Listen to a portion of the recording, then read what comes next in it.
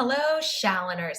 Today, I want to talk, if you can't tell already, about some love lessons we can learn from Ariana Grande and Pete Davidson's romance and super quick breakup. If you guys don't know what's going on with them, they were together, I think, like 126 days, or like that's how long they were engaged. They flamed out spectacularly, and there's a bunch of rumors going around about like what exactly happened. One thing I heard was that Pete basically sent like a sex photo of him and Ariana to Mac Miller, and that like kind of maybe helped push Mac over the edge into his drug overdose. Maybe that's true, maybe that's not, but I've heard that like Ariana found out about that and like lost it. She found out about it, after the fact and like dumped Pete. One thing I think happened was Pete got jealous that Ariana was mourning Mac Miller, and Ariana was like, "Are you fucking kidding me? You're shaming me for mourning someone that I loved." Now, why would Pete have done things like that, right? That seems crazy. Well, Pete Davidson is not a healthy person. He's released that statement like people with mental illnesses can have perfectly healthy relationships. No, they can't. Like some mental illnesses, but what Pete Davidson has is called borderline personality disorder. And you hear it, you're like, oh, borderline. That can't be that bad. BPD is actually like the worst thing you can have because it's a personality disorder. It's not a mental, it is a mental illness, but not in the way like bipolar, schizophrenia, things like that are, because those things can be medicated. Those are like brain disorders. A personality disorder is like narcissism, sociopaths, psychopaths, and borderline personality disorder. I'm just gonna see, look, I'm wearing the ears. Aren't they cute? Now I can scoot closer. So BPD, the hallmarks of BPD are like extreme behaviors. You come on really super strong to someone. They are your whole world. You love them. I've never met anyone so beautiful. I want to be with you forever. I've never felt like this. And a lot of people are really like overwhelmed with that in a good way, especially girls. We have this like, it's even a phenomenon called the swept away phenomenon. And it's why a lot of women end up pregnant is because we want to be swept away in a moment and we don't want to pause and put on a condom. It sort of relates to like our adherence to fairy tales and stuff. It's a whole thing. And so that happens not just in a sexual capacity, but in a whole relationship where someone's just sweeping you away and sweeping you up in this intensity. And we all want to feel intense.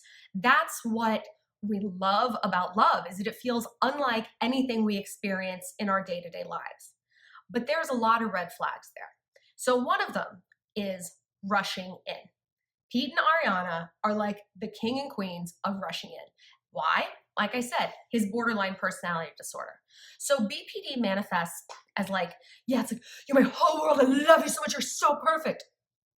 Until one day you go to the grocery store and don't respond to their text fast enough. Then it's like, fuck you, you fucking slut. Just like the most extreme, insane reaction on the other end of that spectrum.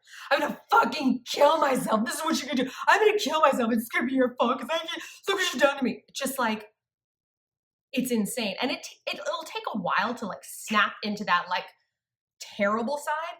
And that's kind of how abusive men are, guys who hit you.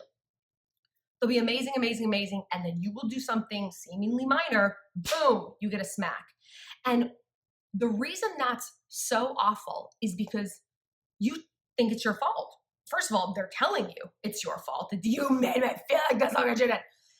But you're like, they've been so wonderful. And I feel like I know them so well because they have swept me up in their life. They told me everything about their life, everything about their family, their history. And like, what would make them flip like that if not me? I must have done something that bad. Maybe it's I didn't respond to the text at the grocery store. Maybe I said he was short or bad in bed. You get a smack, you get an insane reaction. And so it's really hard at that point to take a step back and be like, this is not healthy or normal. That's not a normal reaction to whatever even if I did do something terrible, that's not a normal reaction. So people with BPD, the reason I say it's like the worst thing you could have is because you can't medicate it and you can make strides in modifying your behavior, but it is really hard. I've heard a theory that people who have BPD have parents who were narcissists, because People who are narcissists, and I mean like a clinical narcissist, like they are really good parents until the kid is like 4 or 5. And they're a good parent then because the kid is obsessed with them. You know, they want to like be around them all the time. And that just like feeds a narcissist. Yeah, you're obsessed with me. And then around 4 or 5, the kid starts branching off. He has his own friends. He wants to play blocks by himself. And the parent is like, well, fuck you. And just ices that kid out and starts to withhold love from them. And that creates this hysteria in this child. Like, what did I do? What did I do? Why do you love me now when you didn't love me an hour ago? And come back and pay attention to me, you know? And that creates, I've heard, that sort of, that BPD, that hysterical attachment disorder. It's an attachment disorder. I also think that there's some like neurological issues, but like sociopaths have a neurological issue, and psychopaths, it's something called your spindle neurons. People who are like depressives, who like feel everything, emo kids, have too many spindle neurons. People who are sociopaths and psychopaths have almost none. It's like the empathy neuron. And I think there can be something similar like that with BPD. Maybe they've discovered it and I just haven't read about it yet. Who knows? The point is, you're not gonna change it. But we'll get to that in a minute. We'll get to that. We're still on rushing in. I always say, when it comes to love, when it's right, it's easy. Right? There's not the drama of like, what am I going to write in this text? And will he show up for this date? And who the fuck is he posting with on Snapchat? There's none of that. It's easy. He answers the question before you even have a chance to ask it. You know, like he meets you more than halfway. And again, when you're young or inexperienced or even when you're older, it's hard to tell like, okay, well, what's normal? This like swept up thing is that's love because look how easy it is. When it's right, it's easy, but when it's right, it isn't necessarily fast. And those are two different things. And it's very important that we recognize that those are two different things, because they are. Like, every guy I've ever dated, the man I married, when it was right, it was so easy. There was no debate, no drama, but we still progressed at a normal rate. Do you know why? Because he respected me enough to take things slow. We wanted to get to know each other slowly. We didn't want to sleep together on the first night. We didn't want to like meet each other's family the first week. We enjoyed the process of getting to know each other and of meeting those dating milestones in a normal paced way. So when someone has their foot on the gas and is just like blowing through it, that tells me that I represent something to them, like a lot. No more loneliness, someone who's going to save them, like rescue them from their life. They're not in love with me because they don't know me yet. I'm a complicated person. You guys are too. There's a lot of layers. You don't know me in a month, 2 months, or even 3 months. I've been with my boyfriend a year. He doesn't know me completely. And that's a good thing. That curiosity has to keep driving the relationship. If you think that you know someone inside and out in a few months or weeks that you could propose or say, I love you, why do you want that? Like, it's like sitting down to a gourmet dinner and just being like a pelican. Like, don't you want to experience it? Because you need to look at like, well, what does this person represent to me then? Like, he's going to save me from being weird.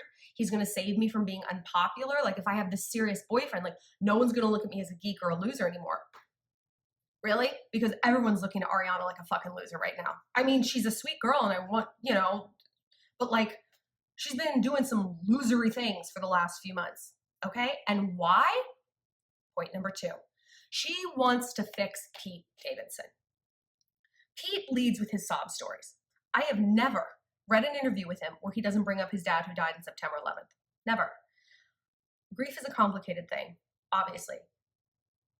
But to bring it up every single time someone talks to you is a bit much after, 17 years. It's a bit much. And he's doing that because what's one thing sociopaths want? I've told you guys about this. Pity.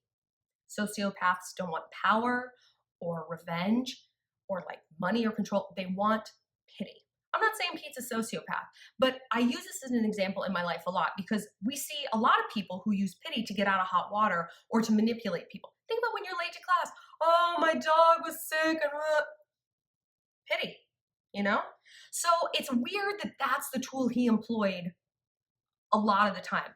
I think Ariana felt like she couldn't fix Mac Miller because you can't fix anyone, ladies. Trust me. So she's like, oh my God, Pete, I can fix him because he's telling me that I fixed him. He was once so this and now he's better and he's happy and he's never felt like this with his ex. I read a tweet the other day or a poem that said, I'm tired of going to therapy for men who won't. And it like struck me. I'm like, I've spent so much of my life as a woman analyzing and thinking about and trying to help and figuring out action plans for guys who did not give a fuck about me or their own mental health or their own shitty behavior. They're just like, ugh. In fact, the more I invested into those people, the more they resented me because I was suddenly their doctor or their mom. You don't want to fuck your doctor, your mom. And another thing I read was, I'm tired of watering men who just dry me out. Yes, pouring my essence over them and helping, bringing them back to life. And it's like, we only have a finite amount of energy in this world and time. And I was spending it on people who were not giving shit back to me. And I don't care if this is your boyfriend, your husband. No, people are responsible for their own not untangling, you know? They got to do it themselves. So you can't fix a guy. And I think maybe she was focusing on fixing Pete and Mac because there was things that she couldn't resolve in other categories, like the Manchester bombing, you know, like you can't fix that. You can't put a happy spin on that. It's a fucking nightmare. And that kind of cognitive dissonance where what you see in life doesn't match what you want to be happening in your brain is really difficult. So I think she was like, I gotta have headway in some category of my life. How about romantically? Not a great idea. Focus on what is screaming at you in your brain. The psyche must be heard. And you can try and cover it up with shitty relationships, alcohol, shopping, drugs, whatever. The psyche will be heard. You can do it the easy way or the hard way. My third point, keep it private. There's nothing sadder. Well, it's not sad, it's really funny. Than people who like barf out their entire relationship on social media, and for Pete and Ariana in the form of like national public interviews. But for the rest of us, social media, stuff like that. And then, ooh, that's funny. Where did they go? And then they're deleting photos. It's so juvenile. Like I said, I've been with my boyfriend for a year. You guys almost never see him on my social media. And he is a smoke show. Like, it's not because I'm ashamed of him. It's not because we don't have a good relationship. It's just because, like, that's a private thing. And we could break up tomorrow. I mean, it's a handful, we could. But, like, I don't want to have, like, the private emotional feeling of heartbreak. And then also this added layer of public embarrassment, you know? Like, and the difference is I don't need people to know that I have a boyfriend. I am whole and complete and awesome if I'm single. I don't care. I think it's weird when people post nothing but their kids. Like, okay, we get it. Why are you gleaning your entire identity from these separate beings? Who are you? You take away these other people. Who are you? What do you do? Are you okay just sitting inside yourself? Obviously for Pete and Ariana, no, because they were garnering their entire self-worth from this relationship. Like I've said before, cold-blooded animals, like a snake, you have to draw your heat from your environment. You want to be a warm-blooded animal. You're regulated from inside. Number 4. This was an interesting one because there was always something that bothered me about Pete, and it was how he speaks about you. We obviously know how to look at how a guy speaks to us, but what about how they speak about us to other people? And like I said, you know, his thoughts on Ariana were amplified on like a global scale because he's famous, but like, the way he would talk about her was to me so lewd and offensive. Like, oh, I jerk off to her before we even got together. And every time we fuck, I thank her because I can't even believe it. Oh, this relationship's so dope. It's so lit. Like, are you Beavis and Butthead? You sound ridiculous. You sound like a robot set to douche. Like, you are just so gross.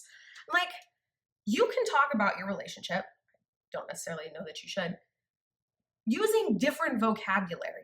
Lit, dope, sick. This is not the vocabulary. This is not a husband's vocabulary. This is a boyfriend's vocabulary. This is a guy who works at the gas station's vocabulary. Okay?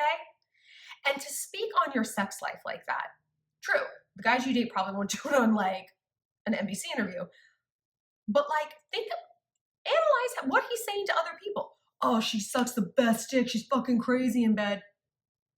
First of all, I know that. All of that's true. But that's not like respectful to say. And you as an individual, maybe you do. Maybe that is fine for you. I don't know. Maybe you don't even want someone to know that like you guys hold hands. However you define your reputation is okay. You have the right to protect your reputation and broadcast it however you want to, your brand. And your boyfriend doesn't get to decide that. And loving someone and being in a relationship with someone shouldn't cost you your reputation. You know what I mean?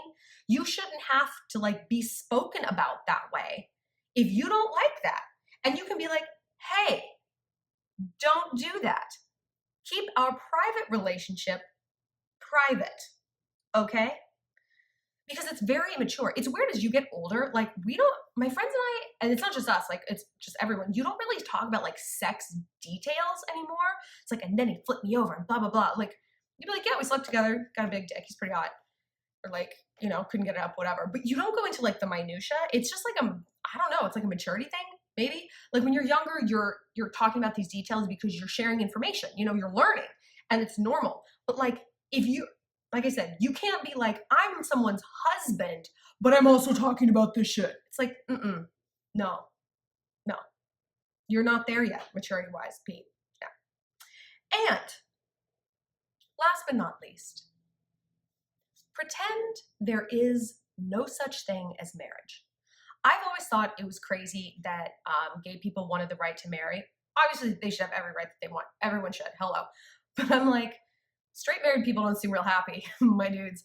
And I always thought it would be so cool if marriage wasn't even a thing, because then like the commitments you make to each other are just commitments. Law's not involved, preacher's not involved. It's just like you move in together and you say, I love you, I'm going to be with you. And they say it back, and that is that. And you have to take someone at that. You know, there's something beautiful in that simplicity. But I think like because marriage does exist and because marriage is such a spectacle and there's a diamond, you feel like a princess, it's like we're all just striving for that without stopping to think like, why? I think if Pete and Ariana didn't have the option to marry, they probably wouldn't have been rushing, because it's like, well, rushing into what? Dating? Boyfriend, girlfriend? Just this quiet, emotional commitment to each other that didn't have to be so ostentatious. So in your own life, be like, all right, if marriage was not a thing, would I be happy at the level he and I are at for the next 5 years? Maybe you live together, maybe you don't, maybe you're dating, maybe you hang out 3 times a week. Be like, is this acceptable to me? If it's not, how would I like to see this escalate? And if you can't get the idea of marriage out of your head, again, he might represent something to you beyond just him as a person. I know for me, like, I certainly didn't rush into marriage with my husband. Like, we were together for 4 years, but in the last year before we got engaged, I was like very, very focused on it. Like, because I needed a validation and a symbol, like a ring, that he was as invested in this as I was. We lived together. We knew each other's family. And had I really taken a step back and been like, I need to feel normal and on track for my age because I don't think I'm focusing enough on my career, so I'm pouring everything I have into this romance, that would have been a way better course of action. Would have saved everyone a lot of time and money. Yeah. So just to recap, don't rush in. Don't try to fix a guy. Keep things private. Analyze not only how he speaks to you, but how he speaks about you. And pretend there's no such thing as marriage. But overall, the biggest thing here is do not rush in. There is no rush. The faster you go, the faster it's going to flame out. And it's not a mark of like him loving you so much. It's a mark that you guys aren't loving each other for who you are. You both represent something to each other. And eventually, that's going to flame out. So if you guys have other questions, feel free to leave them in the comment section. And as always, if you want to talk privately, find me on the Instant Go app at ShallonXO. And let me know if you have other pop culture questions, whatever. Find me on social media at ShallonXO and click like and subscribe for new videos.